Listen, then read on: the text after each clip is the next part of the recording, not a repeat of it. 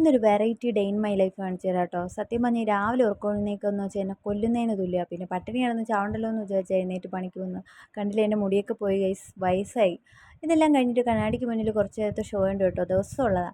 ഞാൻ 4 ബസ് കയറിയിട്ടാണ് എന്നും ഓഫീസിൽ പോകാറ്. അതുകൊണ്ട് തന്നെ എനിക്കൊരു ടൈം ഷെഡ്യൂളുണ്ട്. അതിലെന്തെങ്കിലും മാറ്റം വന്നാൽ സത്യം പറഞ്ഞാൽ വീടെത്തുമ്പോൾ പാതിരാത്രിയാവും. കൊളീഗ്സിന് എല്ലാവർക്കും എന്നും പരാതി, അവരോട് ടൈം സ്പെൻഡ് ചെയ്യുന്നില്ല, ചായ കുടിക്കാൻ പോകുന്നില്ല, സിനിമയ്ക്ക് പോകുന്നില്ല. ശരിക്കും പറഞ്ഞാൽ ഗതികേട് കൊണ്ടാണ്, എല്ലാവരും എന്നോട് ക്ഷമിക്കണം.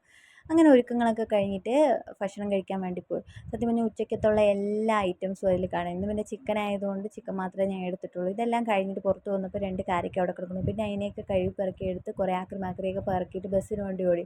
എന്നിട്ട് ബസ് വന്നോന്ന് വെച്ചാൽ ഇല്ല. കുറേ നേരം കഴിഞ്ഞപ്പോൾ നോക്ക് വരുന്നത് അനങ്ങി അനങ്ങി അങ്ങോട്ട് വരുക.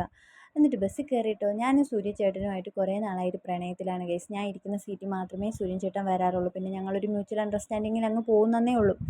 പിന്നെ ഈ വീഡിയോ എടുക്കുന്നത് 2 ദിവസമായിട്ടാണ് കേട്ടോ.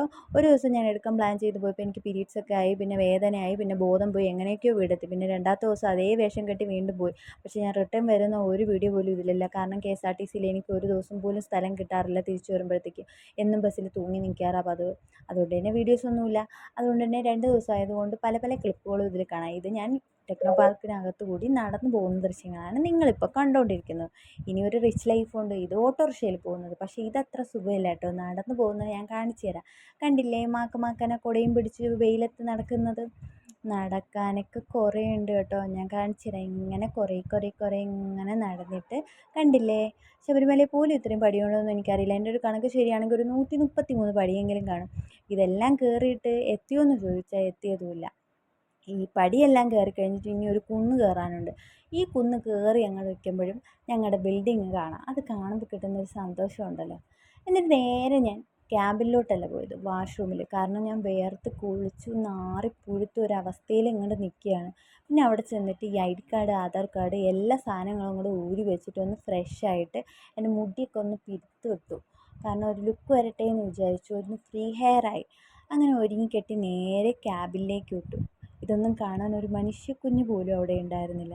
പിന്നെ ഞാനതൊന്നും കണക്കാക്കിയില്ല. ഞാൻ എൻ്റെ പണിയൊക്കെ ചെയ്തു തുടങ്ങി കേട്ടോ. കുറേ കഴിഞ്ഞപ്പോൾ പിന്നെ ഓരോരുത്തരായിട്ടൊക്കെ വന്നു തുടങ്ങി. അങ്ങനെ പണിയെല്ലാം കഴിഞ്ഞിട്ട് പിന്നെ ഞാൻ റിട്ടേൺ പോകുന്ന കാര്യങ്ങളാണ് ഇനി അടുത്തതിൽ. അൺഫോർച്ചുനേറ്റ്ലി എനിക്ക് ബസ് കിട്ടിയില്ല. അതുകൊണ്ട് തന്നെ അച്ഛൻ്റെ തിരക്കിട്ട് അച്ഛൻ പിന്നെ എന്നെ വിളിക്കാൻ വന്നു. പിന്നെ ഞാൻ വീട്ടിൽ എത്തിയിട്ടുള്ള എന്നെ നിങ്ങൾക്ക് കാണണ്ടേ, കാണിച്ചു തരാം. കണ്ടില്ലേ, പട്ടി ചന്തയ്ക്ക് പോയതുപോലെ നിൽക്കുന്നത്. അപ്പം അത്രയേ ഉള്ളൂ. ബായ്.